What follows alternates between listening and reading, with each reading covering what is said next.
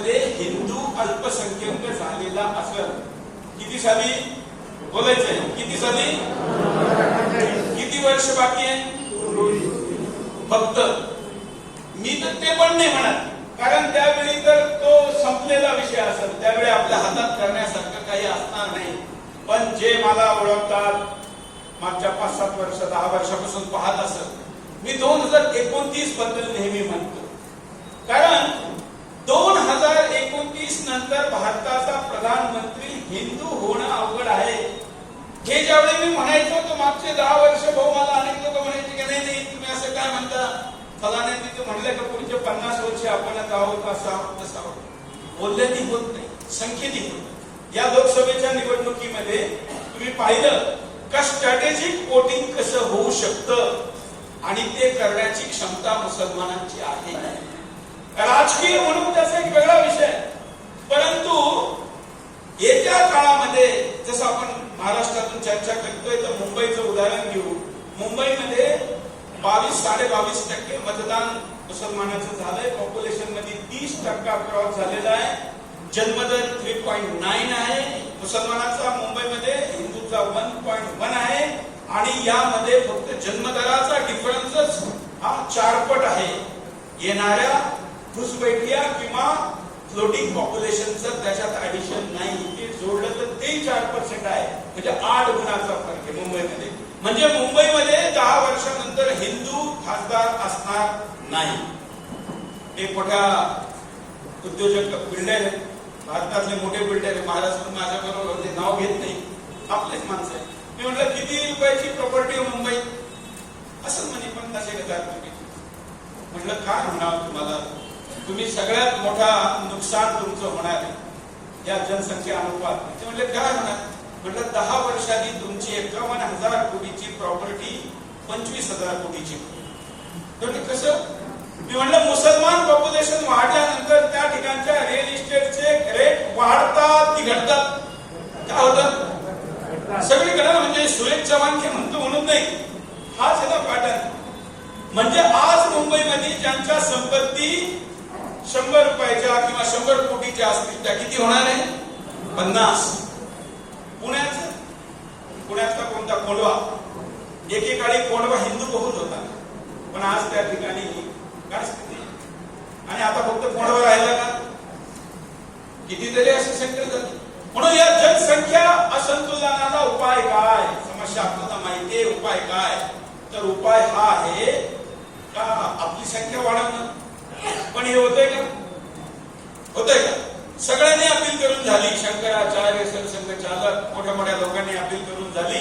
हिंदू इतका निद्रिस्त आहे किंवा काय त्याला झालेलं आहे, संख्या वाढण्याची हिंदूची अशी संभावना नाहीये. दुसरा उपाय काय, त्यांची संख्या घटवणे. ती घटवण्याचा कायदेशीर मार्ग 2 आहे. एक मार्ग आहे की जनसंख्या नियंत्रण कानून आणणे, तो आला नाही.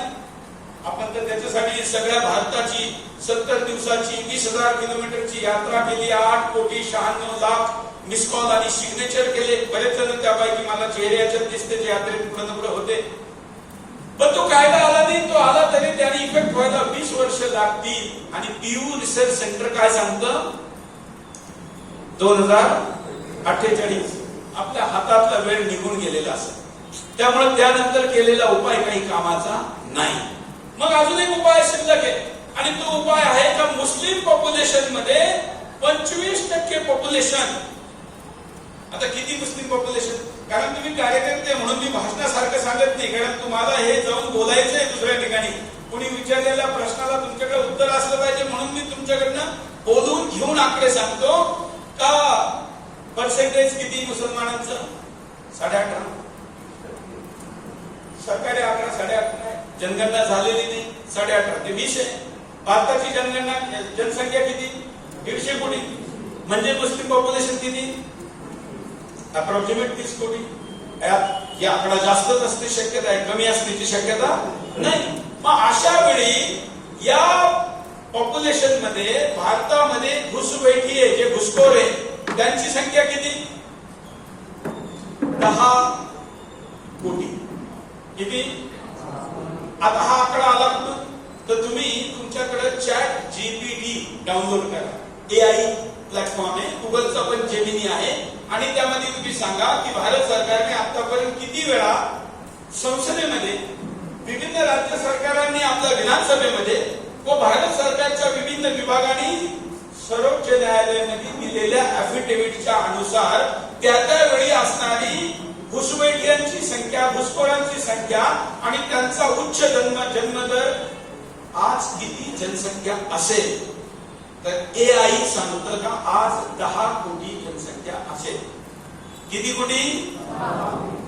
मूळ संख्या आपली जनगणना किती, आपली जनसंख्या किती? 150. त्यांची किती? 30. विभिन्न आकडे साबित काय करतात की घुसपैठी संख्या किती? 10 कोटी. कोण कोण? सगळ्यात जास्त बांगलादेश, 2 नंबरला पाकिस्तानी. पाकिस्तानच्या विभाजनानंतर सुद्धा अनेक लोक या ठिकाणी आले आणि आजही येतात. 3 नंबरला अफगाणी, 4 नंबरला रोहिंग्या. असं करत करत करत तुम्ही जाल. अफगाणी घुसपैठियांची चर्चा यासाठी होत नाही का भारत सरकार अफगाणला फ्रेंडली नेशन मानतं, मित्र देश मानतं आणि त्यामुळे त्या ठिकाणाहून विमानं पाठवू आपण अनेक लोक आणली. तुम्हाला जर आठवत असेल, आता तालिबानची सत्ता ज्यावेळी झाली त्यावेळी भारत सरकारला मदत करणारा अफगाणी मुसलमान भारताने इथं आणला, त्याचे परिवार इथं आणले, कारण त्यांनी मारू नये. असेच जर्मनी पण घेऊन गेलं, असंच अमेरिका पण घेऊन गेलं. कोणाला? अमेरिकन सिटीजनला नाही, अफगाणी सिटीजनला. म्हणजे आपल्या ठिकाणी ते लोकही आहे. रोहिंग्या हा शेवटचा लेटेस्ट आकडा आहे.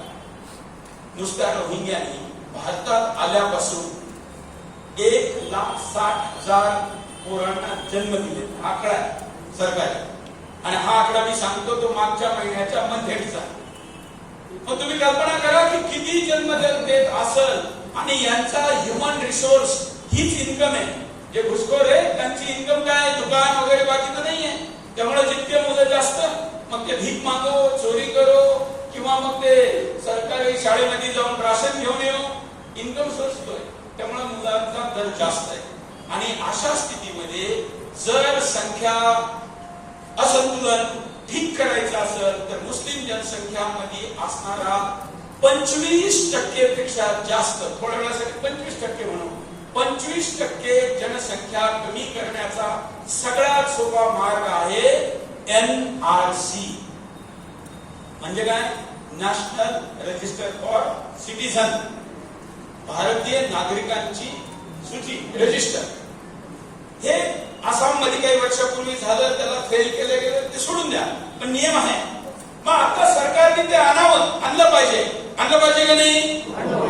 पण समजा सरकारची सध्याची राजकीय स्थिती पाहता, समजा सरकार आता आणीत नसत आणि हा जनसंख्या असंतुलनाचा ग्राफ आपल्या हाताच्या बाहेर जात असत तर मी असा विचार केला की जर सरकार आणीत नाही तर जनता आणील. आणि म्हणून या NRC ला आपण नाव दिलं जनता NRC. कोणतं? आणायला कोणी पाहिजे? मग आता सरकार आणीत नाही, जे काय कारण असेल. आणि राजनीतीमध्ये पण डिमांड अँड सप्लायचा नियम असतो. ज्यावेळी हिंदुस्थानातले जास्त लोक मागतील त्यावेळी आपोआपच ते आणावं पण लागेल. मग त्यावेळी चंद्रबाबू नायडू असो नाही तर नितीश कुमार असो, त्यालाही माहिती का डिमांड आहे, त्यामुळे हे केलं पाहिजे. म्हणून गणितीय पद्धतीने आपण हे समजून घेतलं पाहिजे का जर 25%, पण मी तुम्हाला सगळ्यांना विचारतो का आता या 30 कोटी 35 कोटी मध्ये 25% कमी करता येऊ शकतं असा दुसरा कुठला फॉर्म्युला आहे का? नाही. त्यामुळे जनता NRC या फॉर्म्युलेने ही संख्या कमी करता येऊ शकते आणि जनता NRC म्हणून सुरू करायचा आहे. आता महाराष्ट्रातून का करायचं? हे कारण आहे की मी महाराष्ट्रातला आहे, हे कारण आहे. परंतु आजच्या 317 वर्षापूर्वी, ज्यावेळी आपण 2024 ला बोलतोय, 317 वर्षापूर्वी या भारतातून सगळ्यात मोठ्या प्रमाणात मुसलमान जनसंख्याचं स्थानांतरण जर पुढे झालेलं असेल तर ते महाराष्ट्रात झालं. कधी? 317 वर्ष. इव्हेंट काय होती?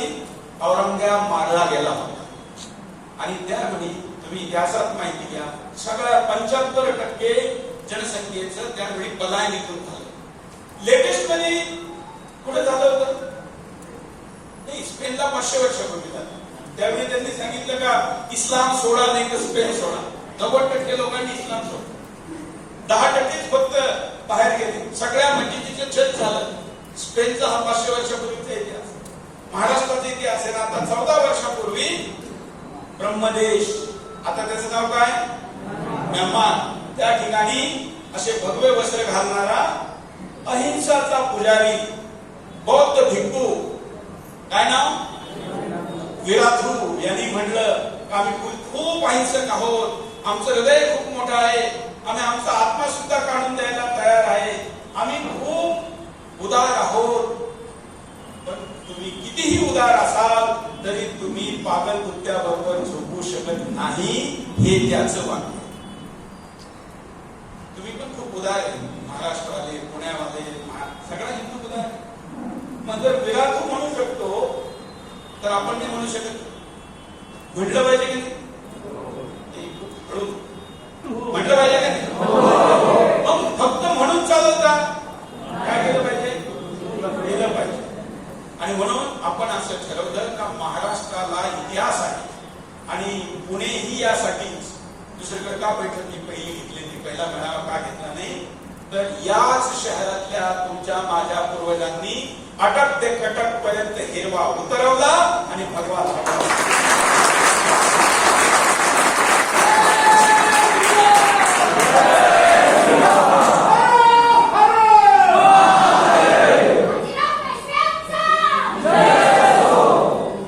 बाजीरावाचं नाव घेतलं म्हणून मी विचारतो. सगळ्यांना बाजीराव पेशवे माहिती, बाजीरावांचं जन्मस्थान माहिती, बोल नका माहिती अशी किती नाही, हात वर करा.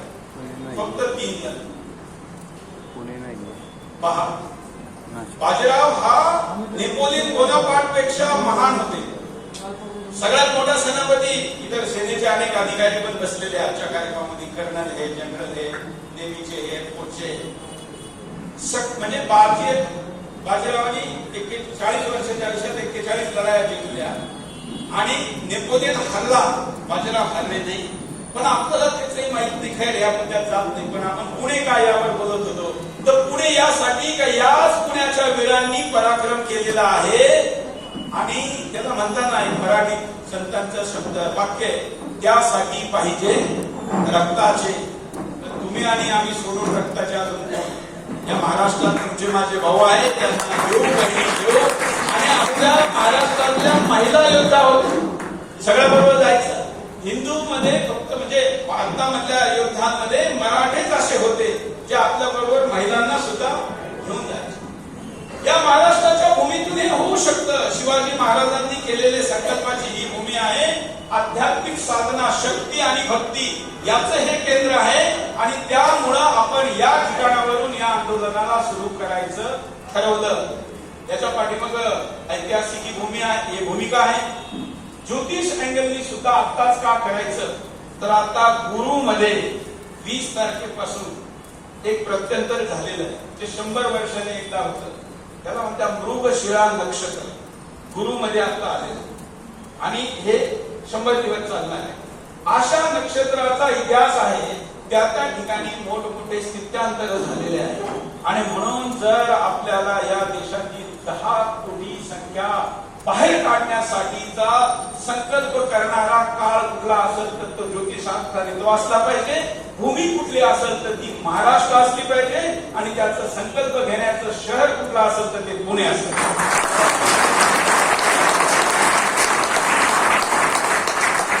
असं उठलो आलो चला आता काहीतरी भाषण देऊ असं अजिबात नाही.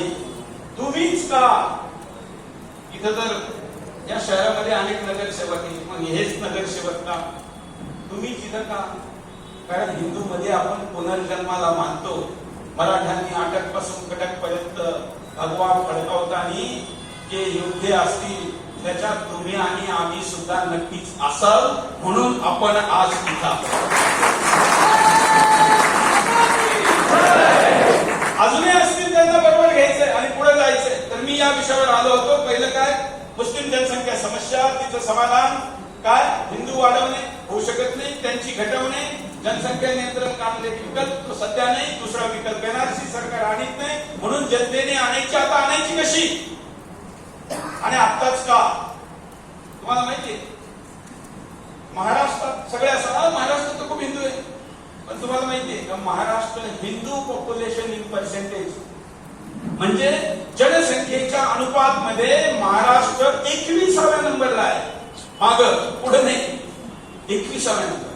म्हणजे भारतामध्ये 20 असे राज्य आहे ज्यांचं पॉप्युलेशन इन पर्सेंटेज महाराष्ट्रापेक्षा चांगलं आहे. चिंतेची बाब आहे की नाही? एकूण राज्य किती? युटी धरून सांगा, एकूण किती? 36. मग या 36 मध्ये आमचा नंबर 21वा आहे. म्हणजे आता राहिलं काय? किती राहिलं? मग त्यानंतर जर आणि हा 21वा नंबर जो महाराष्ट्राचा आहे हिंदू पॉप्युलेशन इन पर्सेंटेज मध्ये एवढा खाली आहे. हा फक्त 15 वर्षापूर्वी 11 होता. किती? 11. आणि 11 वरून 21 वर जाणारं भारतामध्ये दुसरं राज्य नाही. का? कारण स्ट्रॅटेजिक पॉप्युलेशन मूव्ह करण्याचं काम महाराष्ट्रात झालं. जनसंख्येला शिफ्ट करण्याचं काम झालं. तुम्ही एक तुमच्या लक्षात आलं असं एक अध्ययन असं सांगतं, रिसर्च असं सांगतं का महाराष्ट्रात नाही पूर्ण देशामध्ये मुसलमानांनी चलो शहर की ओर, शहराकडे चला, हे कॅम्पेन 20 वर्षापासून चालू केलं. आणि आता तुमच्या लक्षात आलं असेल का पूर्वी शहरामध्ये मुसलमान एवढे नसायचे, गावाकडचे मुसलमान आता शहराकडे यायला लागले. या स्थित्यंतराचं जसं राज्यात शहरात झालं तसं दुसऱ्या राज्यातून चलो युपी असं करण्यामध्ये सगळ्यात मोठं हत्यार जर त्यांच्या हातात काही असेल, कारण ज्याचं बापदाद्याचं घर आहे, वडिलोपार्जित संपत्ती आहे, नातेगोते बहिणी तिथे दिलेले आहे, तो मुसलमान का असा तो आसानीने शिफ्ट होऊ शकत नाही. मग कोण शिफ्ट होऊ शकतं?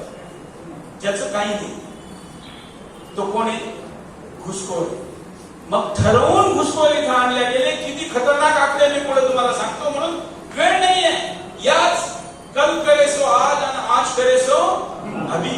म्हणून आता 21व्या नंबरला आलोय, खतरनाक स्थितीत आहोत आणि लवकर केलं पाहिजे. म्हणून आता करायचं काय? जनता येणार. कशी एक्झिक्यूट होणार? कोण करणार? सरकार नाही करू शकत, आपण कसं करू? तर तुम्हाला माहिती आहे सुदर्शन नेहमी फक्त समस्या सांगत नाही, काय करतो? समाधान. तर मी खूप लोकांशी चर्चा करून एक फॉर्म्युल्यावर पोहोचलो जो आज मी तुमच्या समोर सांगतोय. या ऐतिहासिक सभागृहामध्ये समर्थांचा फोटो समोर आहे आणि समर्थांची औलाद माझ्या समोर आहे. अशा वेळी ही घोषणा मी करतो का आम्ही करू शकतो. काय? कुठून सुरू होईल? तर जनता एनआरसी, समजा एनआरसी भाऊ तर सरकारने आणली असती तर कुठून सुरू झाली असती? वरून खाली. बरोबर ना? ही एनआरसी कोणाची आहे? जनतेची. म्हणून कुठून सुरू होणार? खालून वर. मग सगळ्यात खालची एकाई काय आहे? गाव, ग्रामपंचायत. म्हणून मला सांगा, समजा आता एनआरसी करू देणार नाही वगैरे वगैरे, संसदेत उभं राहून तो हैदराबादचा नमक हराम तो म्हणत होता, कागज नाही दिखाएंगे. पण गावातला सरपंच म्हणला कागद दाखवावा लागल, दाखवावं लागल. सगळ्या 100% महाराष्ट्रात ती ताकद नाही आहे हिंदूची.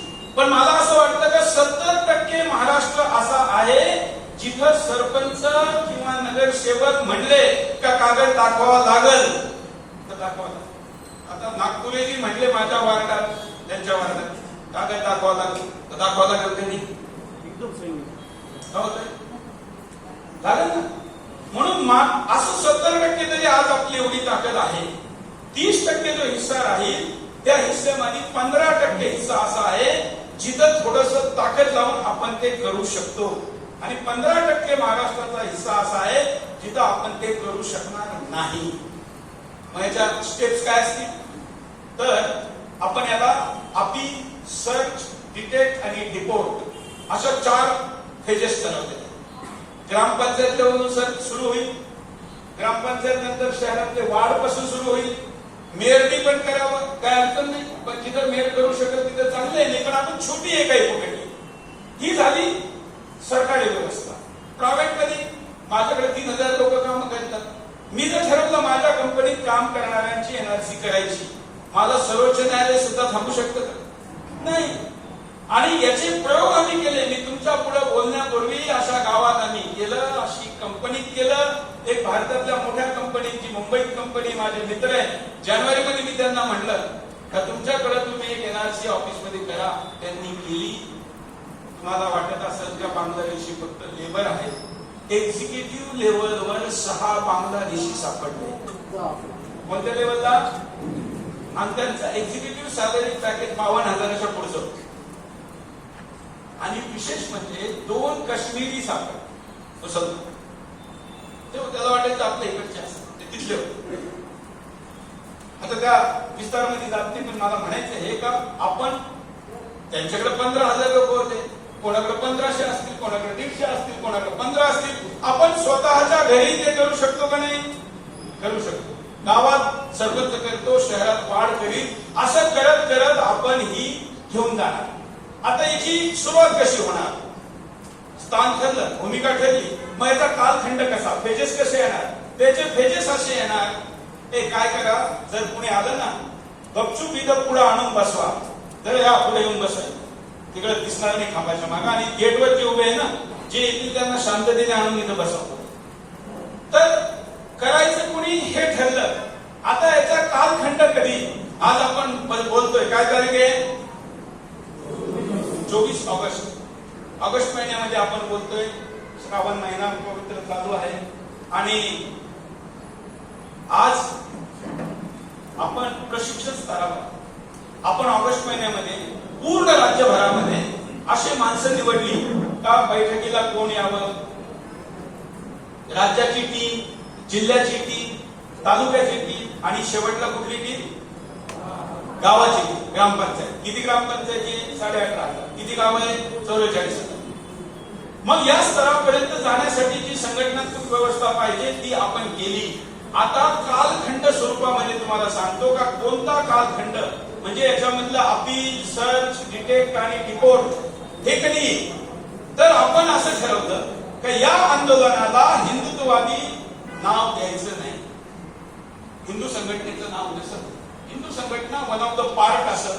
आणि याचं नाव, कारण हा मुद्दा आंतरराष्ट्रीय स्तरावर जाणार, जगात असं कुठं झालेलं नाही. आणि शत्रू हे आसानीने करून देणार नाही. खूप काही होणार आहे. तुम्ही लक्षात ठेवा, आज मी जे बोलतो तुम्हाला हे आंदोलन सुरू झाल्यानंतर लक्षात येईल का कुठून कुठून आवाज निघतो याच्या विरुद्ध. म्हणून आपण असं ठरवलं का या आंदोलनाचं काम करणारी जनता, संघटन कुठलं नसल, ही महाराष्ट्राची जनता करील. इंग्लिश मध्ये सांगायचं झालं तर सिव्हिल सोसायटी ऑफ महाराष्ट्र, महाराष्ट्राची जनता या आंदोलनाला करेल. उद्या कुठं काही झालं, व्हिडिओ आला तरी आंतरराष्ट्रीय मंचावर असं कोणी म्हणू शकत नाही की फलाण्या संघटनेने केलं. कुणी केलं? सिव्हिल सोसायटीने केलं.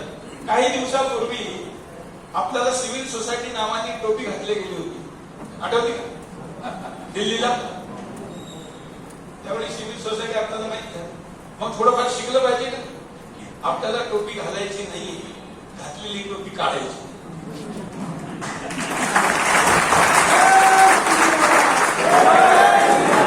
त्यामुळं या आंदोलनामधून आपण जाणार कसं? फेजेस. पहिली फेज नाव ठरलं, सिव्हिल सोसायटी. कोण कोण काम करणार? सगळे महाराष्ट्रीयन. आज सेनेचे पूर्व अधिकारी इथं बसलेले आहेत, तिकडे पण काही सिनियर बसलेले, भारताचे सेनेचे प्रमुख राहिलेले, उपप्रमुख राहिलेले, एअरफोर्सचे प्रमुख राहिलेले, नेव्हीचे प्रमुख राहिलेले लोकांच्या बरोबर बैठक झाली. आणि आपण अपील केली महाराष्ट्रातल्या अशा जाणत्या लोकांना कधी महाराष्ट्राची समिती म्हणाल त्या समितीचं नेतृत्व त्यांनी करावं, सैनिकांनी करावं आणि आपण त्यांच्या मागे लागू. अशा पूर्व सैनिकांच्या बरोबर ही टीम बनत राज्याची, जिल्ह्याची, तालुक्याची. आणि या टीमनी सामान्यतः सप्टेंबरचा पहिला किंवा दुसऱ्या आठवड्यामध्ये जशी आपली व्यवस्था सगळी होईल त्यावेळी ही टीम पहिलं काम करीत. अपील तोपर्यंत तुम्ही आणि आम्ही गावागावात, घराघरामध्ये हा सगळा आकडा घेऊन जायचा आहे का, संख्या किती, परिणाम किती, आणि त्याचे त्यांनी सगळे आकडे घेऊन लोकांना दाखवायचे. जसा आकडा एक अजून सांगतो, आपण सगळे बोर्डच्या विरुद्ध आहे. बंद झालं पाहिजे का नाही? बंद वक्फ बोर्डाकडे जमीन किती आहे?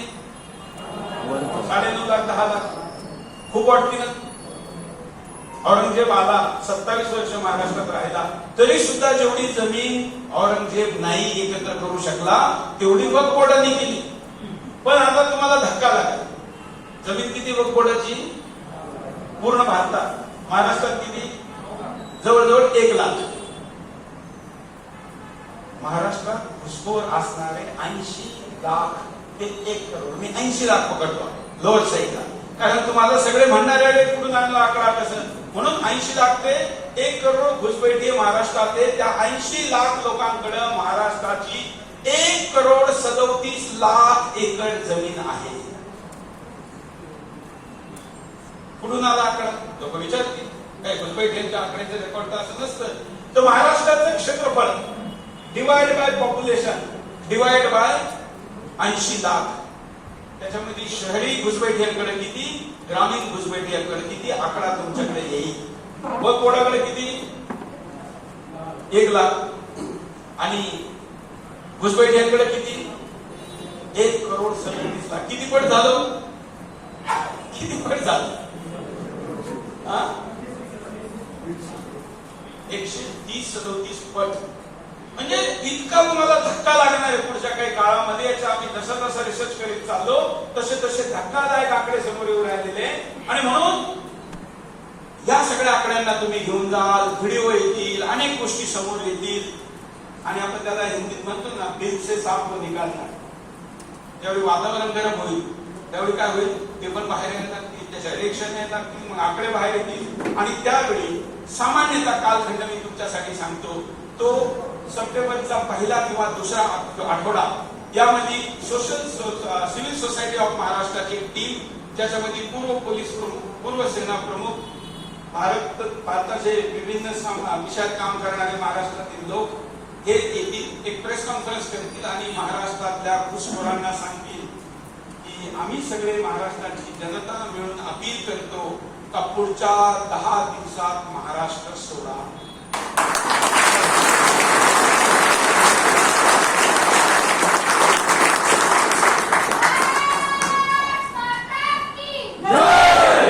तुम्ही पुढे कायदा मोडला, एक गैरकानूनी आहे, अनैतिक आहे, काहीच नाही.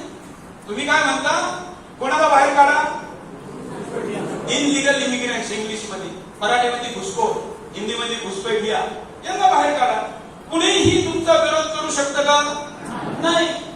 त्यामुळं ही अपील होईल आणि त्या 10 दिवसामध्ये स्वतःहून जेवढे जातील ते जातील.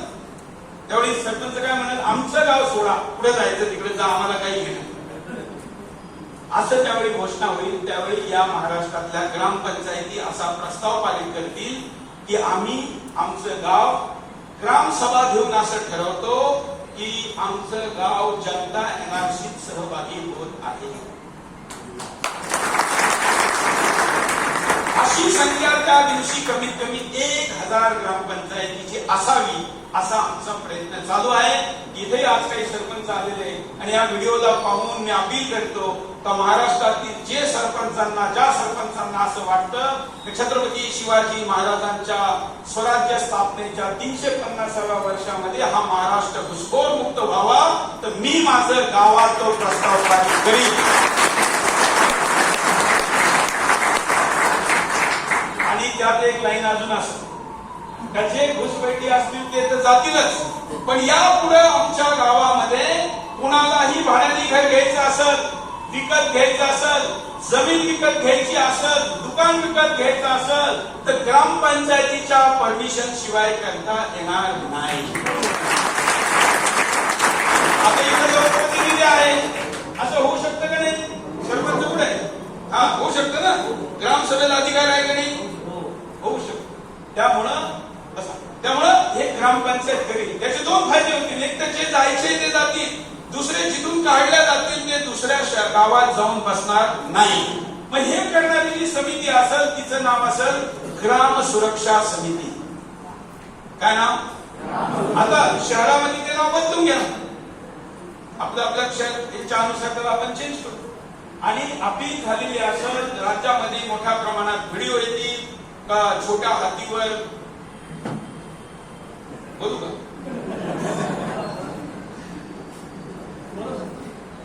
हे मी तुम्हाला विचारून बोलतो. पाहत होतो फक्त तुमचा मुलगा आहे. सुरेश चव्हाण के बिंदास बोलायला कोणाच्या बापाला घाबरत नाही. बापाचा तरी सन्मान करतो, आपूला घाबरायचं तर कारणच नाही. त्यामुळे छोटे हाती पर कुछ सुअर रखकर जा रहे हैं असं चित्र तुम्हाला गावागावातून दिसल. त्याचे व्हिडिओ शेअर करा आणि पुढे जा. पुन्हा 10 दिवसांनी जर असं वाटलं का अजूनही काही थोडा वेळ पाहिजे तर पुन्हा एक अपीलची संभावना जिवंत ठेवू. ते पुन्हा येतील आणि प्रेस कॉन्फरन्स करून असं म्हणतील की आम्ही अजून आपल्याला 5 दिवस देतो. कोणाला जाण्यात अडचण असेल, टेम्पो नसेल तर वर्गणी करून देऊ आणि जा. देवीजींनी त्याचा सगळा हिशोब काढून ठेवलाय. किती गाड्या लागतील, किती डिझेल लागलं, कुठून मिळेल. त्यामुळं ही अपील आतापर्यंत कुठेही गैरकानुनी काय आहे का?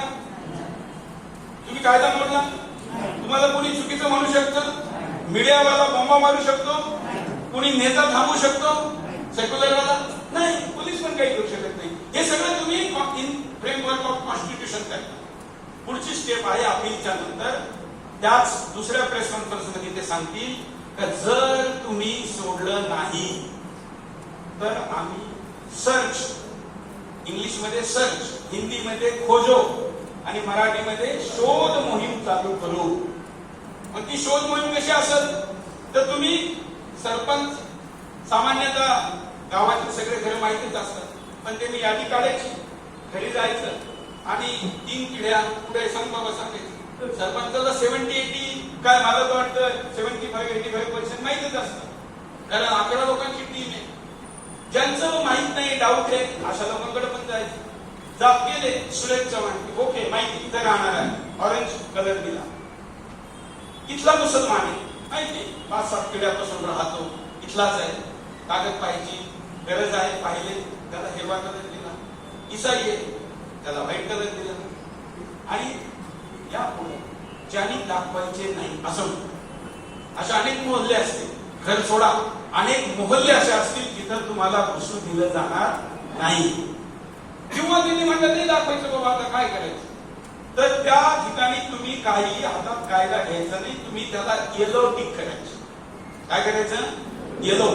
आणि जो सापडला जाईल, स्वतः कबूल करेल किंवा त्याचे कागद साबित करतील का तो घुसबैठी आहे, त्याला तुम्ही रेड टिक करायची. पुढे कायदा मोडला